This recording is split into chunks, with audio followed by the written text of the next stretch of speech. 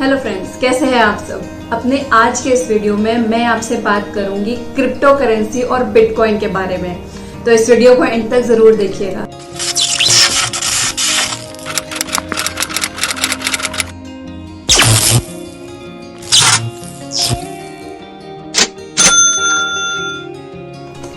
"21 दिन में पैसा डबल", लक्ष्मी चिट फंड, याद है वो मूवी।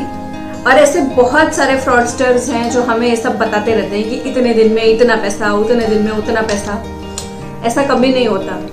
आप किसी भी जगह पे इन्वेस्ट करने से पहले उसके बारे में जान लें। बहुत ज़्यादा ज़रूरी है कि आप पूरी अच्छे से जांच पड़ताल करें, फिर ही उस चीज़ में इन्वेस्ट करें। चाहे वो वेल नोन ही क्यों ना हो, चाहे वो क्रिप्टो करेंसी बिटकॉइन ही क्यों ना हो, उसके बारे में जानना बहुत ज़्यादा ज़रूरी है। बिटकॉइन कितना वॉलेटाइल है, वो कितना ऊपर नीचे जा सकता है, उसमें कितनी रिस्क इन्वॉल्व है, ये सब आपको पता होना बहुत ज्यादा जरूरी है।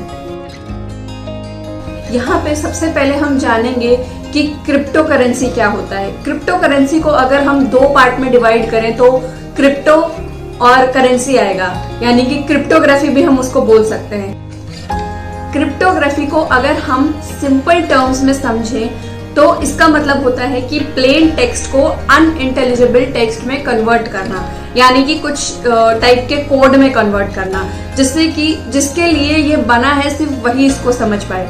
जैसे आपने देखा होगा, कई बार मूवीज में हम देखते हैं कि एक जासूस दूसरे जासूस को मैसेजेस भेजते हैं, लेकिन वो ऐसे नहीं होते कि सबको समझ में आए जा सके। वो मतलब कुछ कोड वर्ड्स में वो लोग अपनी बात करते हैं, तो जिसको समझना है, जो भेज रहा है और जो रिसीव कर रहा है, उन्हीं दोनों को वो मैसेज समझ में आता है। ठीक है, वैसे ही कुछ क्रिप्टोग्राफी भी होता है। और क्रिप्टो करेंसी मिला के सीधे शब्दों में हम बोल सकते हैं कि इसका मतलब होता है डिजिटल फॉर्म ऑफ कैश। एक एग्जांपल के थ्रू बता दी हूँ कि कैसे ट्रांजैक्शंस होते हैं। नॉर्मली अगर हमें यहाँ से इंडिया से किसी को यूएसए में पैसे भेजने हैं, सपोजिंगली मिस्टर ए को मिस्टर बी को पैसे भेजने हैं, तो यहाँ इंडियन रुपीज से उधर उनको डॉलर्स में कन्वर्ट करके पैसे भेजने हैं। तो वो कैसे भेजेंगे? मिस्टर ए जो है वो किसी बैंक के पास जाएंगे जो कि एज अ इंटरमीडियरी काम करेगी, और ये बैंक हम पे कुछ चार्ज लगा के ये पैसे जो है वो डॉलर में कन्वर्ट करके मिस्टर बी को भेज देगी।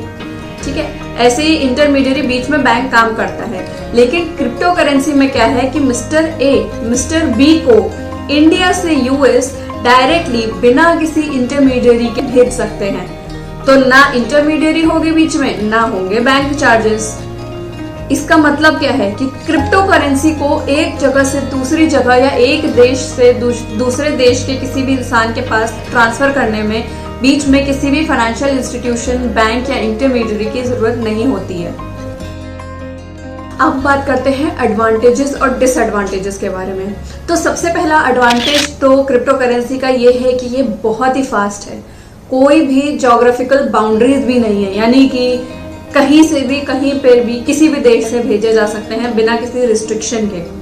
कोई भी इंटरमीडियरी काम नहीं करती बीच में, तो डेफिनेटली चार्जेस बहुत कम होते हैं। डिसएडवांटेज में सबसे बड़ा डिसएडवांटेज तो यही है कि दोनों की आइडेंटिटी डिस्क्लोज नहीं होती है, यानी कि ना सेंडर की ना रिसीवर की।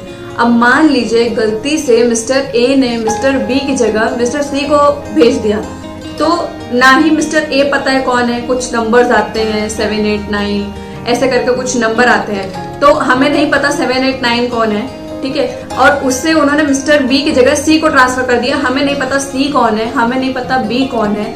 तो ट्रांजैक्शंस इरिवर्सिबल होते हैं, यानी कि once you have done the transaction it is irreversible, वो सही नहीं किया जा सकता।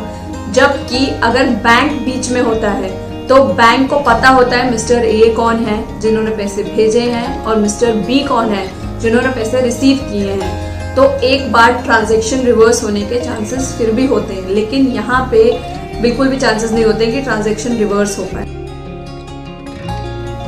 अब बात आती है सबसे जरूरी कि क्या बिटकॉइन लीगल है। तो बिल्कुल जी बिल्कुल, बिटकॉइन बिल्कुल लीगल है इंडिया में। लेकिन इससे फिर दो बातें आती हैं कि क्या बिटकॉइन लीगल है और क्या वो एक लीगल टेंडर है।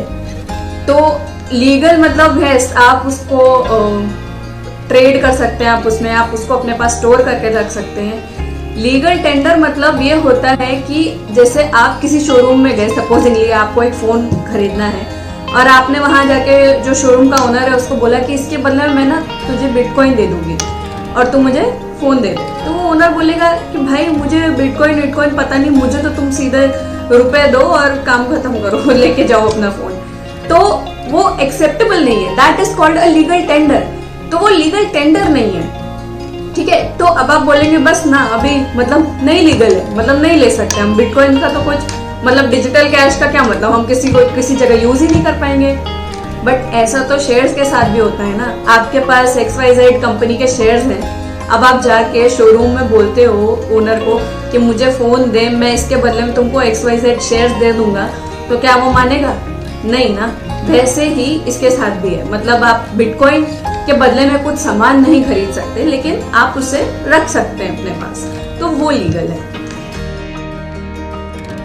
अब बात आती है क्रिप्टो करेंसी और बिटकॉइन में इन्वेस्टमेंट की। तो इसमें इन्वेस्टमेंट करने से पहले आप इसकी वॉलेटिलिटी और रिस्क को जानना आपके लिए बहुत जरूरी है। आप समझ लीजिए, अगर बिटकॉइन, अगर आपको याद होगा पिछले साल $4000 पे ट्रेड कर रहा था, और उसके बाद इस साल जनवरी में कुछ ट्वीट्स हुए, कुछ हुआ, उसके बाद इसका प्राइस सीधा पहुंचा था $64,000 का हाई मारा था इसने। तो आप समझ सकते हैं कि लो से हाई में कितना बड़ा डिफरेंस है। एंड अगेन उसके बाद जो क्रैश हुआ है रिसेंटली, अभी इसका करंट जो है प्राइस चल रहा है वो $35,000 का चल रहा है। तो इतना ज्यादा वॉलेटाइल है। तो इसके अपने रिस्क एपेटाइट के अकॉर्डिंग आपको देखना है कि मैं कितना इन्वेस्ट कर सकती हूँ या कितना इन्वेस्ट कर सकता हूँ। और इसके अलावा इसका सबसे बड़ा एडवांटेज क्या है कि मतलब $35,000 पे ट्रेड कर रहा है, मतलब ये तो लाखों में होगा। मैं कैसे इसको खरीदूं? इसका सबसे बड़ा एडवांटेज ये है कि ये फ्रैक्शन में आता है, मतलब you can even bye of 100 rupees. आपका रिस्क एपेटाइट 100 रुपीज का है तो 100 रुपए का खरीदो। मैं 500 का खरीद सकती हूँ या 1000 का खरीद सकती हूँ, तो मैं उतने का खरीदूंगी। कोई 10,000 का खरीद सकता है, तो इट डजंट मैटर्स, आप फ्रैक्शन में भी उसको ले सकते हैं। तो ये इसका बेस्ट पार्ट है। तो आज के वीडियो में सिर्फ इतना ही था। अगर आपको मेरा ये वीडियो पसंद आया हो तो इस चैनल को सब्सक्राइब करिए, वीडियो को लाइक करिए और ज़्यादा से ज़्यादा लोगों से शेयर करिए ताकि सबको इसके बारे में पता चल सके। जय हिंद।